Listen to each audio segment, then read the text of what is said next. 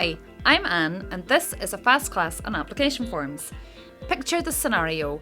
There's you've been going through the vacancy databases regularly.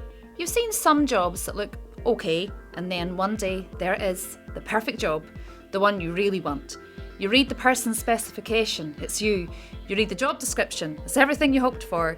You excitedly click on the apply here link and you see the application form. All you have to do is nail it, and I am going to show you how.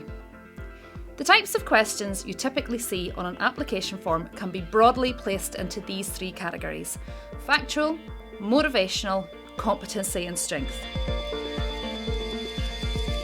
These questions are usually dealt with first and are statements of fact like, what are your qualifications and what previous jobs and experience have you had? Always be on the lookout for white boxes. A white box on an application form is an opportunity for you to add a qualitative statement. You can bring lists to life by describing some of what you did in your job or learning experience and some of the skills, strengths and competencies you have as a result. There will be motivational questions. These sound like, why do you want to work for us? And what attracts you to this role? These questions are trying to assess how motivated you are to work in this industry, with this particular employer and in this role. They want to feel flattered, and you can achieve this by researching them thoroughly and reflecting that knowledge back in your answers. The first thing to do is a no-brainer. Get on their website and read through the content that they have there. Be aware that this is their public persona and how they want to be perceived. Reflect the professional tone that they have chosen back to them in your application form. Now, you can dig a little bit deeper. Look at the social media platforms that they are on and follow all of them. Even if you don't have a personal Twitter, Instagram or any other social media platform, it's well worth setting them up whilst you're in your job seeking phase. This gives you an insight into the organisation's less formal tone and content, and it allows you to see the real company culture. Join the network and search for employees in the company you're applying to. The network is a community of alumni and students of our university. Every single person on the network has self-selected to put themselves on there, and they are extremely motivated to advise, support and mentor current students and recent graduates. They remember what it was like to be in your shoes. Sign up for the network on the Career Service website, search for employees working in the company you're applying to and use shamelessly. They will be able to tell you all about the organisation, the culture, what the big issues are facing them, the direction the business is currently going in, recent successes and challenges, and valuable stuff you will never get from an online search. If you're able to reference content from their website, social media, and a real person you spoke to within the business, you're not only able to convince your reader that you're extremely well informed, but that you have went the extra mile, and who isn't going to appreciate that? These questions focus in on particular competencies or strengths that the employer has decided are essential in the role you are applying to. They are designed to help you talk through a time when you demonstrated this skill and it shows you in action. The assumption is that you have demonstrated this competency in the past, you will be able to continue doing it in the future. The employer doesn't care where you've got the skill from, just so long as you have it. That means that the evidence you use in these questions can come from any area of your experience: study, part-time jobs, volunteering, clubs, societies and sports. Think about your unique selling points. Have you spent time studying abroad? Have you won an award, or have you special achievements from your course or other experiences?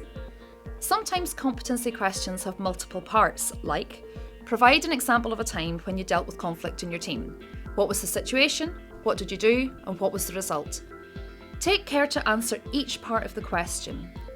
When you're answering competency questions, follow the STAR technique: situation, task, action, result. This will ensure that your answers are well structured and include all the elements that are required.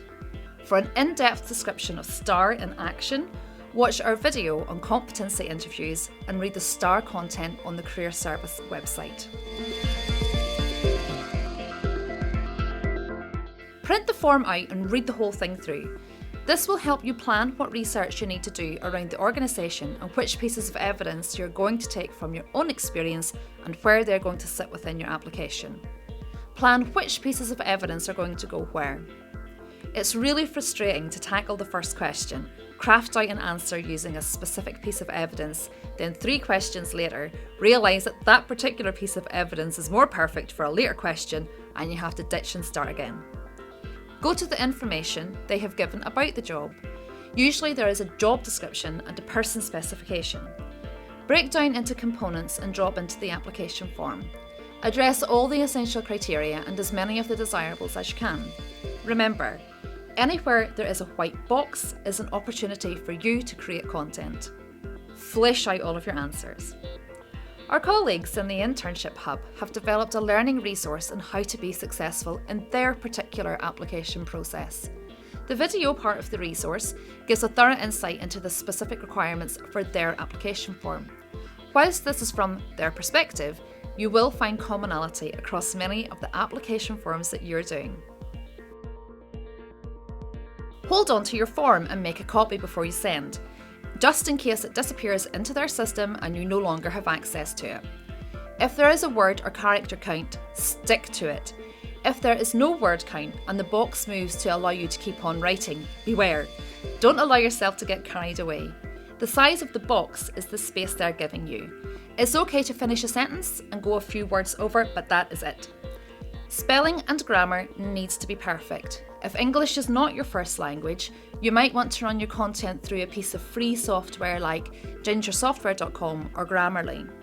Save as you go along, or if the system doesn't allow you to do so, work in a Word document, then cut and paste into the application form. The application form is often one of the first steps in the recruitment process. Next up could be a psychometric test, assessment day and interview. The research you have done at this stage, both into the organisation and self-reflection, is a good starting point in the preparation for these next stages.